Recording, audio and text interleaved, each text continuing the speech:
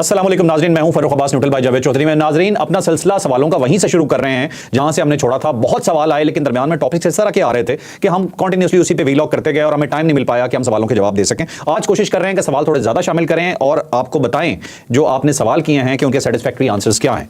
तो सबसे पहले जी जुल्फिकार अहमद साहब का सवाल है जावेद चौधरी साहब पे। चौधरी साहब आप पे इल्जाम लग रहा है जी, ठीक है? हाँ जी जी, आप पे इल्जाम लग रहा है। कहा जा रहा है do not do yellow journalism, you are a liar, how much money you are get from the government. और इसके अलावा जो मलिक रियाज साहब के हवाले से भी आप पे इल्जाम लगता रहा है कि आप इनसे पैसे लेते हैं, जरा बताइए क्या?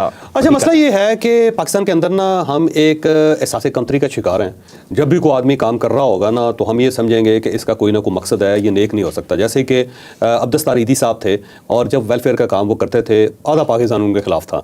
कोई कह देता था जी मौलाना जो है ये कर रहा है, कोई कह देता मौलाना ये कर रहा है, कोई कहता था मौलाना ये कर रहा है। और अल्टीमेटली जब तक वो जिंदा रहे पूरी ज़िंदगी वो इस टाइप के सवालों का जवाब भी देते रहे कि भाई मैं इखलास के साथ काम कर रहा हूँ, मैं कौन सी गलती कर रहा हूँ। और इसी तरह बाकी मामलात में भी देख लें। अब अगर कोई बंदा किसी अमीर आदमी, बस बड़ा आदमी ना, कोई अमीर आदमी है, बड़ा आदमी है, तगड़ा आदमी है, जब आप उसकी हमायत करेंगे ना तो हमने खुद ही सोच लिया कि अगर ये किसी अमीर आदमी की बात कर रहा है तो अमीर आदमी ईमानदार कैसे हो सकता है, या अमीर आदमी अच्छा कैसे हो सकता है, अमीर आदमी जो सही बात कैसे कर सकता है, या अमीर आदमी उसके अंदर पॉजिटिव चीज़ कैसे हो सकती है। तो वो जो पाकिस्तान की सोसाइटी का ये अलमिया है कि जब भी आप हक सच की बात करना चाहेंगे ना, लोग कहेंगे नहीं नहीं नहीं ये झूठ बोल रहा है और कोई ना कोई मफाद इसके साथ वाबस्ता होगा। ऐसे ही है ना। बिल्कुल। अब मसला ये है कि मैं ज़ाहिर ना जज हूँ कि मलिक रियाज साहब को सपोर्ट कर रहा हूँ, फ़ायदा दे रहा हूँ, ना मैं कोई बिजनेसमैन हूँ जो मलिक रियाज साहब को पैसे कमा के दे रहा हूँ, ना मैं ज़ाहिर है कोई पॉलिटिशियन हूँ कि जिससे मलिक साहब का कोई मफाद वाबस्ता हो सकती है। मैं एक लिखने वाला और बोलने वाला आदमी हूँ। बोलने वाले लिखने वाले से उनको मलिक रियाज को क्या फ़ायदा हो सकता है? अगर तो मेरे बोलने से उनको कोई फ़ायदा हो सकता है, स्टेट उनको छोड़ देती है, उनके केस वापस ले लेती है, या दुबई से वापस आ जाते हैं वो, या मेरे कहने मेरी बात करने से उनका ताल्लुक ठीक हो जाता है, तो फिर तो ठीक है, फिर यह समझ लें। तो बोलने और लिखने से क्या फ़र्क पड़ जाता है मलिक रियाज की सेहत के ऊपर, या गवर्नमेंट की सेहत के ऊपर, या इमरान खान साहब की सेहत के ऊपर? ये ज़हन में रखें कि पाकिस्तान में तीन चीज़ें बड़ी अजीब हो गई हैं, जो हमारे तीन बड़े अलमिया हैं जिस वजह से आज पाकिस्तान इस हालत को पहुंचा। वो अलमिया ये है कि हम एंटी सक्सेस हैं। जो बंदा सक्सेसफुल हो जाए हम उसके खिलाफ। कोई एक बंदा बताएं पाकिस्तान की सोसाइटी में वो सक्सेसफुल हुआ हो और हमने उसे सपोर्ट किया हो, ठीक है? कोई एक बंदा, मैं आपसे दावे से कह रहा हूँ। माइंडसेट नेगेटिव हो चुका है। नेगेटिव हो, यानी कुछ सक्सेसफुल होगा ना, हम कहेंगे कोई पर्ची है इसके पीछे, ये जी इसका मामा जो था जर्नैल था उसकी वजह से हो गया, या ये फलां आदमी जो है ना उसकी वजह से बन गया। यानी हमारा ख्याल ये है कि कोई आदमी खुद सक्सेसफुल नहीं हो सकता। पूरी दुनिया में सक्सेसफुल की इज्जत होती है, यहाँ पे उसको खराब किया जाता है, उसको डैमेज किया जाता है। एंटी बिजनेस है, यानी पूरी रियासत बिजनेसमैन के खिलाफ है। आप कुछ ना करें, रियासत कोई नहीं करेगी आपको, लेकिन जिस दिन आप काम स्टार्ट कर देंगे पूरी सोसाइटी आपके खिलाफ होगी। यानी गवर्नमेंट आप तेशा लेके तलवार लेके आपके पीछे दौड़ेगी, टैक्स डिपार्टमेंट आपको उल्टा लटका देगा। इतनी ज़्यादा उसके अंदर फॉर्मेलिटीज़ हैं कि आप उसमें उलझते जाएंगे, फंसते जाएंगे। फिर जो आप वर्कर्स लेंगे वो आपके बर्तन उठा के ले जाएंगे, ठीक है, वो काम नहीं करेंगे, और टीम जो होगी वो आपको खा जाएगी। इन सब चीज़ों से बच जाते हैं, चोर आ जाएंगे आपके घर, और जब वो चोरी चकारी करके ले जाएंगे पुलिस वाले के पास जाएंगे, जो बच जाएगी पुलिस वाले ले जाएगा, और कोई मसलन सपोर्ट नहीं करता पूरी सोसाइटी के अंदर। और सब चीज़ों से सब लोगों से बच भी जाएंगे तो अपने साले का क्या करेंगे या बहनोई का क्या करेंगे, ठीक है, वो आपको ज़रूर लटा के खा पी जाएगा। और जो तीसरी चीज़ है जो सबसे हमने एंटी डेवलपमेंट है कि अगर आप आज अस्पताल बनाना शुरू कर दें तो आधा शहर आपके खिलाफ हो जाएगा। आप सड़क बनाएं, आधा शहर आपके खिलाफ हो जाएगा। मरियम नवाज है ना, वो देखें तजावजात खत्म कर रही हैं, देखिए उनके खिलाफ हो गए लोग, तजावजात क्यों खत्म कर रही हैं सर? बिल्कुल। या लोगों को लैपटॉप दे रही हैं, लोग कहते हैं लैपटॉप क्यों दे रही हैं? यूनिवर्सिटियों में जाकर बात करनी शुरू कर दी, देखो जी ये नानी है और यूनिवर्सिटियों में बात कर रही है जाके। भाई डेवलपमेंट है ना, जहाँ पे डेवलपमेंट होगी ना उसके खिलाफ होगी। ये तीन चीज़ें हैं। तो जो शख्स भी आपको सक्सेसफुल नजर आएगा लोग ज़ाहिर है उसकी बेइज्जती करेंगे, कोई बिजनेसमैन करना चाहेगा कोई बेइज्जती करेगा, ठीक है। अच्छा, सबसे जो बेहतरीन गवाही होती है ना, जो आपके साथ काम कर रहे होते लोग ना, वो होती है। और मैं जो आपके साथ करने लगा हूँ ना, अल्हम्दुलिल्लाह कल से लोग ये कहेंगे कि इसने भी पैसे पकड़ लिए। मुझे ये बताएं कि मुझे कभी आपने विला फारग बैठे हुए देखा? नहीं, मैं जितनी आपकी रूटीन जानता हूँ, जब से मतलब आपका सुबह दिन का आगाज होता है तो रात तक आपका तमाम टाइम डिवाइडेड होता है मुख्तलिफ बिजनेसेस में और मीडिया में।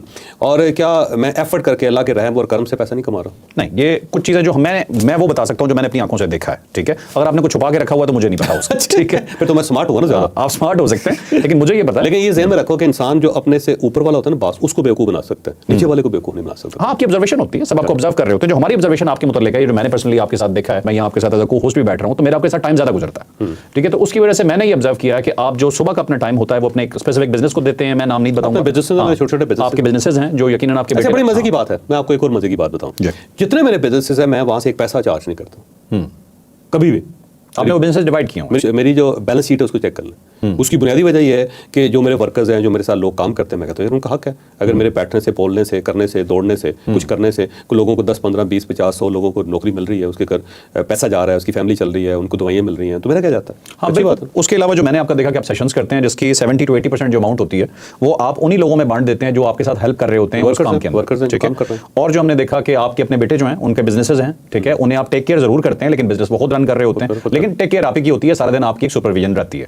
उसके बाद जो मैंने ऑब्जर्व किया कि शाम को जब हमें अवेलेबल होते हैं तो उससे पहले अपना एक वीलॉग करते हैं आप। उस वीलॉग के बाद शाम को 7 बजे आपके साथ मीटिंग होती है टेलीफोनिक, जिसके अंदर आप डिसाइड करते हैं कि 9 बजे आज क्या करने जा रहे हैं, ठीक है, जो टीम डिसीजन होता है। और 9 बजे आप एक प्रोग्राम करते हैं, 9 से 10 हम उसकी रिकॉर्डिंग कर लेते हैं, 10 बजे वो शो ऑन एयर होता है और 10 बजे आप वहां से आ जाते हैं यहाँ पे। उसके बाद यहाँ पे, उसके बाद यहाँ बैठ के आप वीलॉग करते हैं जहाँ मैं आपके साथ मौजूद होता हूँ। उसके बाद जाके किताबें पढ़ूंगा। नहीं, अब नेटफ्लिक्स भी देखते हैं। हाँ, नेटफ्लिक्स अब मैंने उसको पहले रोज देखता था, अब मैंने उसको कम कर दिया। ठीक है, अब वीकेंड पे ले गया। हाँ, वीकेंड पे आप ले गए, लेकिन आपने रात का भी अपने 2-3 घंटे यूटिलाइज किया, उसके बाद आप सोते हैं। लेकिन अब एक चीज और बताना भूल गया, आप दिन में 2 दफा सोते हैं। 2 दफा सोते हैं।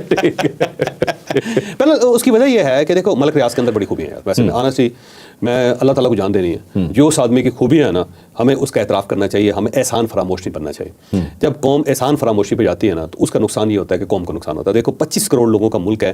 पिछले दिनों यहाँ पे जो FBR के चेयरमैन ने डाटा रिलीज़ किया है कि सिर्फ 12 बंदे हैं पूरे मुल्क में, सिर्फ 12 बंदे हैं जिनकी जो डिक्लेयर वेल्थ है वो 10 अरब से ज़्यादा है। ठीक है। और उसके मुकाबले में आप इंडिया में चले जाएं, 334 लोग हैं जो बिलियनर हैं। अच्छा। और ये बिलियनर वो हैं जो अमेरिकन बिलियन है। यानी अगर फर्ज कर लें कि उनमें से 1 बिलियन एक बंदे के पास है, तो कितने पैसे हो जाएंगे? 278 बिलियन या 300 बिलियन पाकिस्तान का पाकिस्तानी रुपए, वो एक आदमी।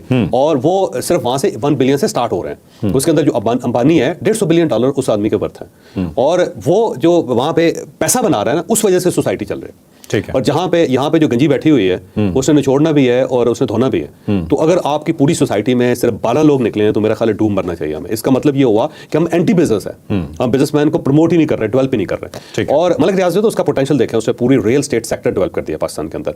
यानी CDA एक सेक्टर जो 50 साल में डेवलप नहीं कर सका, उसने इतनी बड़ी बड़ी हाउसिंग स्कीमें बना दी। तो मेरा ख्याल है उसका ये जो डेवलपमेंट का मेरा ख्याल है उसका जो कसूर है ना, उसकी उसे सजा मिल रही। अब पॉलिटिकल जो अफेयर्स हैं ना उनके, मैं उसके खिलाफ हूँ। मैं आपको हमेशा ये कहा है कि पॉलिटिकल मामला उनके बिल्कुल ठीक नहीं थे, गलत थे, उन्हें इन मगरमच्छों के पास नहीं जाना चाहिए था। ठीक है, अपना काम करना चाहिए था। अब देखें आरफ हबीब जैसे लोग हैं, उनके 1-1 लाख मुलाजमीन है उनके पास, वो चुप करके बैठे हुए हैं, पॉलिटिकल अफेयर्स में पढ़ते नहीं, बड़ी आसानी के साथ तो उनकी इज्जत बची हुई है। या फिर अकील करीम डैडी हैं, देखें आप कितना बड़ा बिजनेसमैन है, वो चुप करके बैठा हुआ है, हर गवर्नमेंट के साथ फिट हो जाते हैं, पॉलिटिकल अफेयर में अगर आते भी हैं तो सामने नहीं आते। ठीक है, तो उसकी वजह यह है कि वो छुपे हुए हैं। मलिक रियाज का मसला ये था कि वो जब लोगों ने उसके साथ कनेक्ट किया ना, बड़े बिजनेसमैनों ने या पॉलिटिशियन ने, तो उनके शिकंजे में आ गए, वो आ गए और फंस गए। ये उनका कसूर है। चलें चॉइस, मैं एक सवाल को थोड़ा सा चेंज कर देता हूँ आपके लिए। सवाल तो यही था, हमारे और भी हैं, लेकिन एक छोटा सा मुझे बता दें, आप ऑफर हुई है कभी? नहीं यार, मैं ऑनेस्टली कहता हूँ, मैं सही बात कहता हूँ। और अगर ऑफर हुई होती तो मैं आपको बता देता हूँ। ठीक है। उसकी बुनियादी वजह यह है कि जितने लोग मुझे जानते हैं वो देखते हैं कि एक आदमी इतनी मेहनत कर रहा है, और जब इतनी मेहनत कर रहा है अपनी लाइवलीहुड के लिए, अपनी ज़िंदगी अच्छी गुजारने के लिए, ट्रैवल करता है, तो हम इसको क्या दे सकते हैं? और अल्लाह ने बड़ा करम किया है कि जो मैं कमाता हूँ ना, मैं उसको खर्च भी करता हूँ, मैं अपने पास उसको छुपा के नहीं रखता। मैंने बहुत पहले 1992 में एक जगह पर पढ़ा था, यूनेस्को की एक रिपोर्ट थी कि इंसान जो ज़िंदगी में कमाता है उसमें सिर्फ 30% कंज्यूम कर पाता है, 70% वो दुनिया में छोड़ जाता है। मैंने उस वक्त ये फैसला किया था कि मैं 70% कंज्यूम करूँगा, 30% जो होगा मैं सेव करूँगा, अपने बच्चों के लिए छोड़ूंगा। तो जब मैं कमा के 70% अपने ऊपर लगा रहा हूँ, तो उससे मेरा एक जो लाइफस्टाइल है वो लैविश है, बड़ा अच्छा कंफर्टेबल है। तो जब लोग मुझे मिलते हैं तो ये कहते हैं कि यार अच्छा वाला खुशहाल आदमी है, तो इसको ऑफर करने का हमें क्या फ़ायदा होगा? क्योंकि ये हमारी चाय का, हमारी कॉफ़ी का बिल भी खुद दे रहा है, और ये कह रहा है कि जनाब बात ये है कि मैं बैठा हूँ आपके पास, आप बड़े अमीर होंगे, लेकिन ये बिल मैंने देना है, और अगर आपने बिल देने की कोशिश की तो मैं यहाँ से उठ के चला जाऊँगा। मैं सीधा कहता हूँ, मैं कहता हूँ आप अमीर होंगे, अपने घर में होंगे, मेरे मेहमान हैं आप। ओके। तो जब वो एक सोच देखते हैं कि ये खाने का बिल हमारा ये दे रहा है, और चाय का बिल ये हमारा दे रहा है, खुद चल के आ रहा है, ठीक है, और आके हमें गिफ्ट भी दे रहा है, तो वो फिर ये सोचते हैं कि यार इसको ऑफर करना तो बड़ी बेवकूफ़ी होगी। ठीक, तो ये उसकी एक वजह है। तो ऐसा हो सकता है अल्लाह ताला ने कोई खास करम भी किया हो, खास रहम भी किया हो कि बड़े बड़े लोग होते थे, उसने उनके साथ ताल्लुकात इसलिए भी रखे